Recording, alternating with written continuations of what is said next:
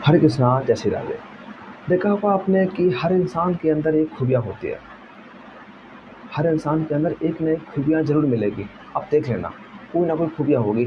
या कोई लॉयल होगा, या कोई ईमानदार होगा, या कोई ज्ञानी होगा, या कोई बहुत समझदार होगा। हर इंसान के अंदर कोई ना कोई खूबियाँ ज़रूर मिलती है। जैसे ही देख सकते हैं, एक मैं उदाहरण आपको बताता हूँ कि एक बार द्रौपदी ने भगवान शिव जी की तपस्या करी।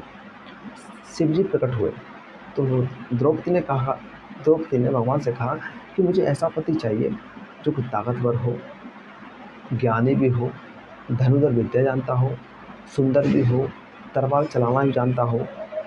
और ऐसे करके उसने 5 खूबियाँ माँगी। तो शंकर भगवान बड़े टेंशन में आ गए। पर क्या करें यार, ये खूबियाँ तो सारी खूबियाँ तो भगवान में होती हैं, इंसान में तो नहीं होती हैं। हर खूबियाँ इंसान में कैसे मिल जाएगी? तो शंकर भगवान बड़े टेंशन में आ गए। तो शंकर भगवान ने क्या किया, द्रौपदी को 5 पति दे दिए। अब द्रौपदी बड़ी दुखी होने लगी। यार क्या यार, दुनिया के पति एक होते हैं, मेरे 5 पति हैं यार। और चूँकि मेरी मेरी हर जगह इज़्ज़त मेरी उछल रही है कि उसके 5 पति, 5 पति, 5 पति, और बहुत ज़्यादा लज्जा हो रही है। तो उसने शंकर भगवान की तपस्या फिर करी। शंकर भगवान प्रकट हुए। तो शंकर भगवान से बोली द्रौपदी कि आपने मुझे 5-5 पति दिए हैं, आपने क्यों दिए हैं मुझे? कौन-सा मैंने पाप किया है? तो शंकर भगवान कहने लगे कि देखो देवी, ये 5 पति आपने माँगे हैं। तो वो बोली, कैसे माँगे? मैंने तो नहीं माँगे। देखो बताते हैं। जब आपने मुझसे वरदान माँगा था कि मुझे ऐसा पति दीजिए कि जो ज्ञानी हो तो वो युधिष्ठिर है, ताकतवर हो वो भीम है, धनुर्धर हो वो अर्जुन है, नकुल तलवार में चलाने वाला हो, तलवार में परफेक्ट हो। अच्छा, सहदेव सुंदर हो और डांस में परफेक्ट हो, हाँ, नृत्य में। तो आपने ये खूबियाँ माँगी तो मैंने आपको 5 पति दे दिए। चूँकि ये सारी चूँकि हर खूबियाँ हर एक इंसान में होती है। ह हर खूबी एक इंसान में नहीं होती है। ये सारी खूबियाँ तो सिर्फ़ भगवान में होती हैं, इंसान में नहीं होती हैं।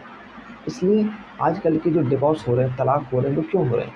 क्योंकि इंसान सोचता है कि ये लॉयल क्यों नहीं है, ये ईमानदार क्यों नहीं है, ये ऐसा क्यों नहीं है, वैसा क्यों नहीं है। भाई नहीं, भगवान ने हर इंसान को बनाया है, उसके अंदर एक ना एक खूबियाँ डाली है, हर खूबियाँ नहीं डाली है। इसलिए कहा गया है भगवान ने जो हमें जैसा भी दिया है, हमें उसी में खुश रहना चाहिए, उसी में ही मस्त रहना चाहिए। क्योंकि ये संसार क्या है, अपूर्ण है, पूर्ण नहीं है।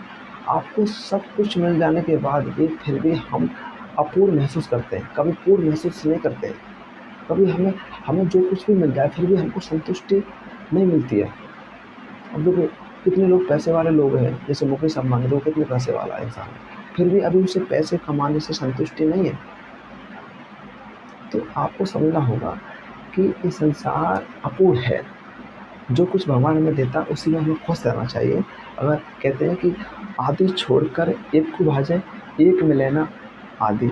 सिया गोल्ड थी देखो, उसका बॉयफ्रेंड था और उसकी शादी किससे हो रही थी?